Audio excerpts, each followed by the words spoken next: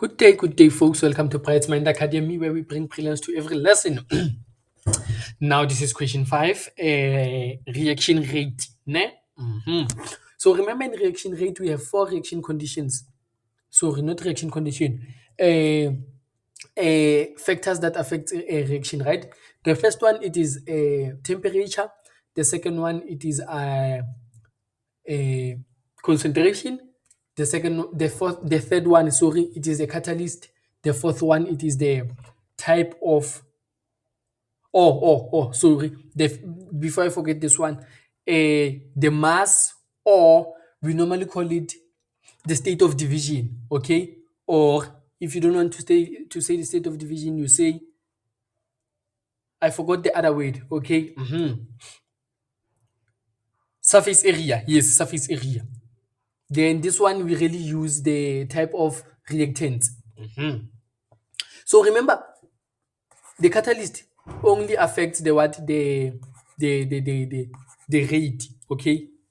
Now let's see. They say to us the reaction between aluminium and excess. So it means aluminium, it is now a limiting reagent, and excess sulfuric acid is used to investigate factors affecting rate of reaction. Okay, now we have our reaction thereof. Now I want you to take note of something. Everything in the reactions here, in the products, are pure. In case they use impure aluminum sulfate, the impurities will not react. Okay, but in this case they just said it is aluminum, so I want to believe it is pure. I will come back here. So aluminum will just react with this and form that. Okay, and aluminum will run off will run off before the reaction ends. Okay, then this one will be in excess, then the reaction will stop because there is nothing to react.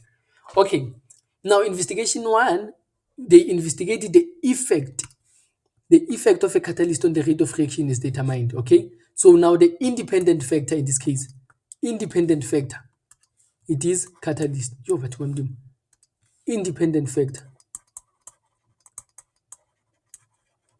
it is catalyst. Always, not sometimes. There on this topic, rate of reaction, the dependent factor, it is the rate of reaction. Okay, now they use what? Aluminium powder of 5 grams. It is pure aluminium. Okay, with excess 0.1 mole per decimeter cubed of sulfuric acid at temperature 60 degrees. Now, the temperature should be kept constant. The temperature, the concentration, powder, as well as temperature should be kept constant for us to have a fair comparison, to have one independent factor. If you have more than one independent factor, it is not pure. Sorry, not fair. Consider the following energy diagrams, not drawn to scale for investigation. X and Y in diagram. X and Y in diagram B represent the activation energies. Okay, X and Y. Okay. Now let's see. We have a table here. Can you see now the energy of the reactants? It is this one, 208. Then we have now the energy of the product, which is less. So now let's talk, is this an exo or endothermic reaction? Now, this we say it is an exothermic reaction. Why are we saying it is an exothermic reaction? Because now the energy of the product is greater than, is less than the energy of the reactants. Now, it means now more energy is released, okay, than it is absorbed. Okay, more energy it is released than it is absorbed. Okay. So another thing what you can check here, it is the change in H. Your change in H, which is your change in enthalpy, it is less than 0. If you were to change, remember, change in enthalpy, it is energy of the products minus energy of the reactants. So can you see that is going to give us the negative answer? So the other answer, you can say it is change in enthalpy, it is less than 0. Then can you see now this is under the influence of catalyst, this one, this graph here. Remember, what does the catalyst do? It affects it does what? It lowers the activation energy, okay, without undergoing what? Permanent change. Remember the activation energy, it is this one from here to the reactant. This is our activation energy. Okay, but now under the catalyst, it is lowered. Can you see that? If this is still our reactants, can you see that it is lowered? Yes. So now, I'm done with this one. Let's come to this graph. This graph here, it is the number of particles, this one, right? But now P, it is your what? Your activation energy. P, it is your activation energy. So now, this is kinetic energy here. So anything on the other side, like on this side, the shaded part, it is now particles. Now, the shaded part, it is the particles that have what? Kinetic energy that is greater or equal to the activation energy. Now, if now the the kinetic energy is greater or equal to the activation energy, it means now this one collision occurs here. The effective collision occurs in here on this shaded area. Remember, for effective collision to happen, we need sufficient kinetic energy. Okay, so this one, particles have kinetic energy that is greater or equal to activation energy. Sufficient kinetic energy, these ones. And now the area of the shaded here, if this is the activation energy here, it means now the area here, it is the energy. So it means now the energy here, the value of X, which is energy, X, it is equal to the activation energy. How can we calculate the activation energy? Remember, we say it is the difference between where it starts, the activated complex, to the reactants. Yes, so we can calculate that. So let's move on. Or another thing, if we were to change the temperature, if we were to decrease the temperature, our graph will look like this. Okay, so now the peak will shift to the left. Can you see now our graph? The peak has shifted to the left. But now if the energy was increased, or the temperature, the peak will shift to the right, like. And now what will happen? More energy. Can you see now when the temperature is low? Can you see now the effective collision is less? Can you see? Yes. But now if the temperature is increased, can you see the effective collision are more? Those with sufficient kinetic energy. Yes. So in case they ask us about something like that, we are ready. For a catalyst only increases like that, but it will end at the same part. Okay. It only increases the number of particles. Okay. Okay, let's move on. Let's answer the question. Is the reaction between aluminium and sulfuric acid endothermic or exothermic? Give a reason for your answer. Now, I already told you the answer here, it is exothermic. Now, the simplest answer that you can answer, you can say now change in enthalpy is less than 0. Okay, or you can say more energy is released than absorbed. Okay, then you can say the energy of the product is less than the energy of the reactant. What does the shaded area to the right of line P represent? It represents, now remember I said here, it represents particles. Let me do this. Particles with sufficient kinetic energy. Okay, it represents particles with sufficient kinetic energy, or you can say EK that is greater or equal to activation energy. All right, or in terms of wording, you can say particles with enough what? Kinetic energy. Remember, we need enough kinetic energy for effective collision to occur. Remember, just collision do not make anything. We need sufficient energy for effective collision per unit time. Then 5.1.3, determine the numerical value of represented by letter X. Remember, I said letter X, it is just the EA. Okay, our activation energy. So how can you find our activation energy? Remember, it is this value minus this value here. So we'll just say for X, it is 240,8 minus this value, which is 208,2. So it gives me something like 32.6 watt kilojoules. Okay. For answer only, it is 2 marks. Remember, you have no formula for this part. I'm done. I move on to investigation number 2. Investigation number 2 is now repeated at 30 degrees Celsius with the same reactants, 5 gram of aluminum powder in excess, okay, and a catalyst. So now let's see what they changed. The factor that changed here, it is the temperature. Can you see the temperature here was 60 degrees? But can you check here? The temperature was 30 degrees. So it means now the independent factor, it is the temperature here. And remember, if you change one factor, some should be constant. 5 gram of aluminum is constant, 0.1 mole per decimeter cubed is still constant, and the catalyst is still there, sharp. So now they say, how will this affect each of the following when compared to investigation 1? Choose, increase, decrease, or remain the same. The size of shaded area, diagram B, the size of shaded area. Okay, let me remove this. The size of shaded area. Now they decrease the what? They decrease the temperature. Remember I said when you decrease the temperature, your peak will move to the left, and now there will be less now what? Less particles.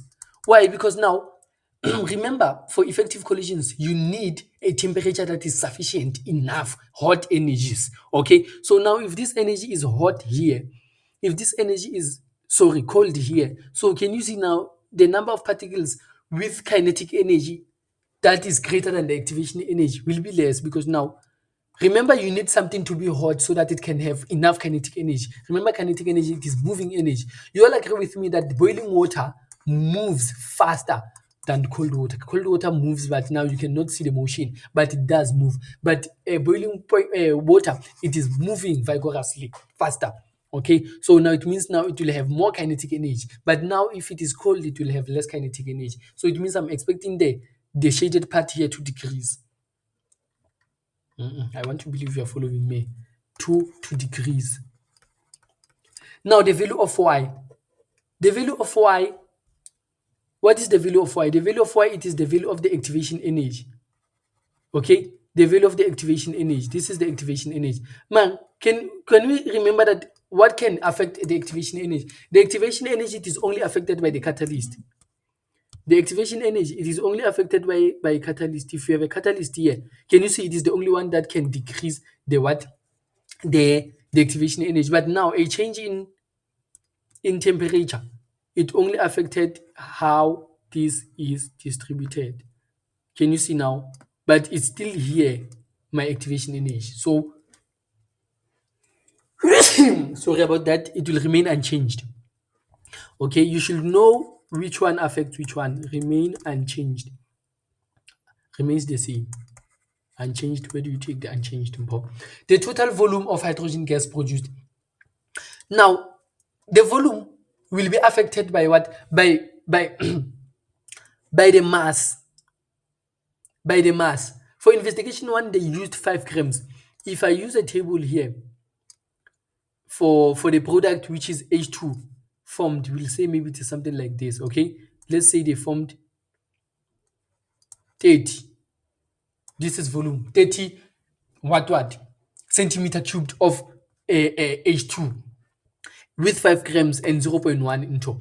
When you increase the temperature, what you increase it is the reaction rate. Remember, when you increase the temperature, you increase the reaction rate. More particles will have kinetic energy that is greater or equal to the activation energy, meaning the reaction rate will increase. But now, at the end of the day, we will produce the same what? The same amount of volume, because why? You are still using 5 grams, you are still using 0.1 mole per decimeter cubed, mole per decimeter, 0.1 mole per decimeter cubed of H2SO4. So how do you expect now to produce something that is higher when the reactants are still the same? Okay, so what will be affected is the reaction rate, but not the amount or the volume that is uh, uh, uh, produced there. So remains the same. I believe you are following. Now let's move on to the last investigation, which is investigation 3. Okay, so under investigation 3, now it says now to us, in this investigation, 5 grams of the sample of impure aluminium powder. Impure. It is now impure. What does impure mean? It means now this 5 grams, it is containing SAS. Let's say 4 grams it is pure aluminium and 1 gram it is just, let's say, sand. By mistake they put sand, maybe when they were trying to take aluminium powder there, somewhere somehow it mixed with sand. So this is what we mean when we say impure. Now can you see, now this will affect the production of what, of a, this will affect the amount of hydrogen produced. Why? Because now the purity has decreased. Here we were using 5 grams of pure. Okay, so if I were to come back to my graph, where is my graph? I removed my graph. So now my graph will look more or less like something like this. If I used 5 grams pure, which is 30 here, it produces 30 here. But now can you see, if this is pure, 5 grams of al. But now if I use impure, even the reaction rate will decrease. And this will be 4 grams of aluminium. We are expecting it to produce something less, like maybe 28. Okay, like 20. 20. How do you expect to produce equal amount of volume when you have less purity? Okay, this is what I'm trying to explain here. I believe you it is explainable and explainable and explainable. What's happening, man? Okay. Now, with dilute excess dilute H2SO4. Now we are not told how much. Okay. Now can you see now? I want you to check something. But now when they used 5 grams, so they did not change the mass. Okay. Even though it is impure, but the mass is the same. The temperature now. Remember, they are doing in comparison in comparison with investigation one. Okay, so they bring back 60 degrees Celsius. Okay, so what will change here, because since well they did not give us the amount of H2SO4, I want to believe it is going to be the independent fact. So can you see now? But they say assume that the impurities did not react. Okay, obvious. I mean, sand. How can sand react? I mean, so it means now in this case the production will decrease, since well it is 4 grams of pure aluminium, right? Now the concentration. Can you see we have 3 runs of different concentration? So now they are changing my concentration. Now the one that is being changed is the one that is, we call the what, the independent factor. So this is my independent factor, if I'm writing that independent correctly. Okay. Now I want you to see, if my concentration is 0.1, the amount or the rate, remember the amount will remain the same. Amount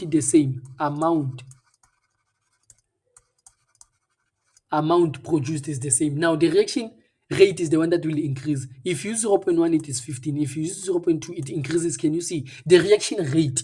Okay. When I talk about the reaction rate, I talk about this, people. I will emphasize this. I talk about whether it decreases the reaction rate. It started slow, but it ended up forming the same, or it started higher reaction rate, but it ended up forming the same thing. This is what we call the reaction rate. The amount, can you see that is the same? Yeah, but not. Okay. Then 0.4, 0.4 here, it is increasing, so it means the reaction rate will also increase. Can you see? Now let's check. Write down the independent variable for this investigation. What is being changed throughout the investigation? Okay, can you see now it is concentrated sulfuric acid? So you can now say to us, it is the concentration. Concentration, okay? Not concentrated, so the concentration. You can say concentration of H2SO4 is the one that is being changed, okay? Use theory, collision theory, to explain how the average rate of the reaction is affected in this investigation. Now, can you see? Now, when we use more, if we increase the concentration, remember concentration, it is C divided by N divided by V. Provided that, okay, sorry about this.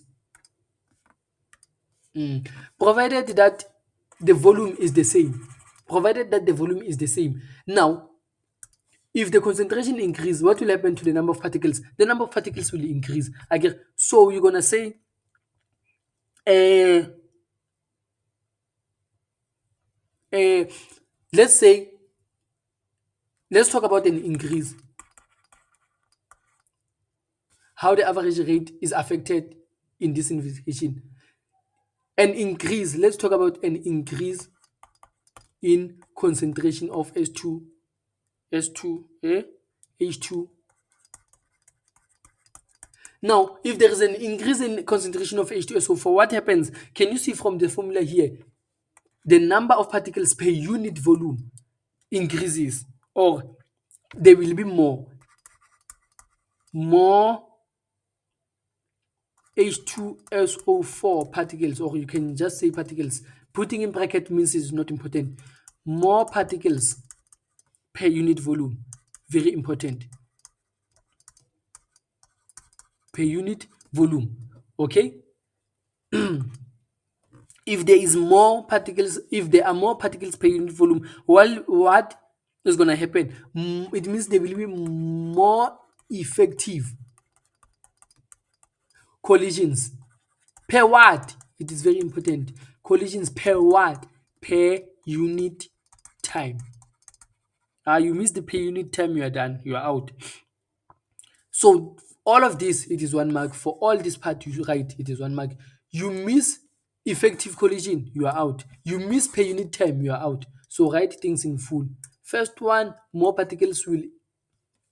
will be more particles per unit volume, more effective collision per unit time. Then lastly, what will happen? Remember, if more effective collision per unit time occurs, there will be higher what? Higher reaction rate. You can talk vice versa here. You can talk vice versa here, okay, and say a decrease will be less and less and higher. If not higher, it is lower. You can change those words. Now let's come to interesting part. The time for the reaction to complete in run 3, it is 2.6 minutes. So here we complete this in 2.6 minutes. Okay. But can you see the reaction rate? The reaction rate, the rate basically, it is what? The rate, it is in centimeter cubed per second. So it means it is changing volume divided by changing time. But in seconds, so we have to convert this into seconds. The volume, it should be in centimeter. So now they want what? They want what? Calculate the percentage purity of aluminium. So they want percentage purity of aluminium. Take the molar gas volume as at that temperature to be 2.7. Okay. Now what we can do, it is find the volume of what? Remember what you can use here. We have the reaction rate of H2. Okay. Average rate of H2 produced again. So now if I know the amount of H2 produced, if I know the volume, I can get molar, I can get number of moles again. And remember, everything in here I said it is pure. If I can get number of moles of this, I'll use number of moles, the ratio with aluminium, and get the number of moles of aluminium that are pure again, then and get the mass that is pure, that reacted, then I can get the impurity. What I can do is that the rate, it is equal to changing volume of what? Of H2 divided by changing time. Remember, don't forget the changing time here, it is 2.6, but it is minutes, so we'll multiply by 6 to convert to seconds. So the rate we are told it is 40. Now, do you know the change? Remember, the change in volume will be volume whatever minus 0 again. So you can just say change in volume divided by time. 2.6 minutes multiplied by 60, so that you convert to seconds again. So the amount of volume that I get, here, which is the volume of H2, I get as how much? I'm gonna say 40 multiplied by 2.6 multiplied by 6. It gives me something like 6,240. But now the unit, it is centimeter cubed. Why? Because now the rate here was measured in centimeter cubed. So whatever that was here, it was centimeter cubed divided by seconds. So hence it is centimeter cubed divided by second minus 1. So this second it went to the top. So hence I wanted to convert these minutes into what? Into seconds, so that we can match the what? The units there. So now that I have the volume, what information can I use to get the number of moles? I have molar volume. I can get number of moles of H2 by saying it is the volume of H2 divided by molar volume. Okay, then I do my substitution there. Allow me to do my substitution there. What is the volume? You can convert to meters cubed, it's fine, but can you see now that the molar volume I was also given as centimeter cubed, so it's fine, they will cancel either way the units. So it's gonna be 6,240 centimeter cubed divided by 27,000. 27,000, I called that correctly, yes. So the number of moles, it is something like 0.23 moles. Okay? But now we are interested in sorry, I don't know what happened there. Now we are interested in getting the purities, the percentage purity of what's happening? Sorry, a little bit. Can you guys give me a moment? Okay, we are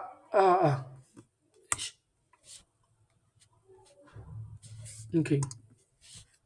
We are concerned about the what? The amount of aluminium. So how can I get number of moles of aluminium? I have to use mole ratio. Mole ratio between aluminium and H2. It is how much? Aluminium has a mole ratio of 2 and this is to 3. So it is 2 is to 3. Then this I'll just name number of moles of aluminium. Is that what I want? Hydrogen, it is 0.23. Can you now do, when you do your math, it will be number of moles of aluminium. It will be 2 divided by 3 multiplied by number of moles of this, which is 0.23. Then you get something like 0.15 moles. Remember, this is pure. Okay. Now let's get mass. Pure mass. Remember, it is number of moles. This we are still talking about aluminium. It is equal to mass divided by molar mass. Now number of moles, it is 0.15 divided by mass. The molar mass of aluminium, it is 27. Then you guess the mass of aluminium that is pure. It is equal to, you get that it is equal to 4.05 grams. So how do I calculate percentage purity? Percentage purity, it is what? Percentage purity is gonna be mass impure. Oh, sorry. I'm gonna say, in this case, I want my mass again. So I can say mass pure divided by mass that is impure multiplied by 100. Then mass that is pure, it is 4.050. Sorry, 4.05 multiplied by the pure. The impure was 5 grams. Then you multiply by 100. Then you get a number that is perfect, something like 81. Okay, if you used another method and what I think the memo has a range of 81 to 83.3%. Okay, there are other ways that you can calculate this. Okay, so yes, but I prefer this one because it's straightforward. Just get the number of moles, try to get the number of moles, or just try to get the mass that is pure and then calculate what you need. So that's all from me for reaction rate. Let's meet now in question 6, where we'll be dealing with a KC, okay, chemical equilibrium. Yes, KC, Le Chatelier's principle. Good. Thank you very much, folks. If you see any mistake, please leave them in the comment section. Thank you.